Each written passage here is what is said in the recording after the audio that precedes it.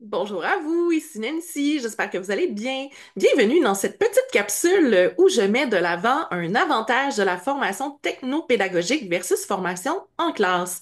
Et là, je vous parle d'un sujet qui est quand même assez intéressant, le détachement émotionnel.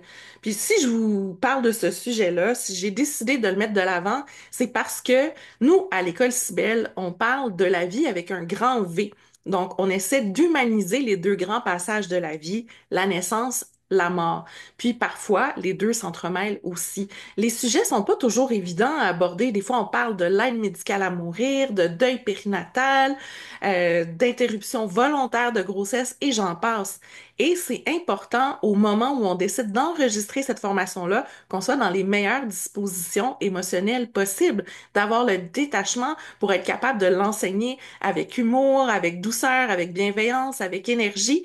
Donc, imaginez que la veille, j'apprends que mon père a un cancer stade 4, puis que le lendemain, je dois parler du diagnostic, comment être avec ces personnes-là qui viennent de recevoir le diagnostic.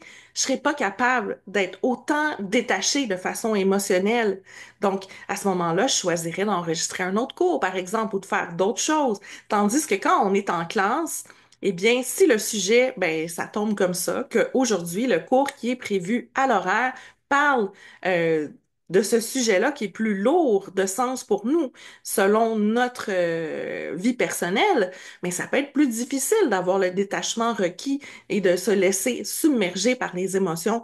Donc, ça, c'est un grand avantage, de sorte que les étudiants ont toujours accès à une vidéo qui est faite avec professionnalisme et détachement. Alors, je vous souhaite une bonne journée. À bientôt!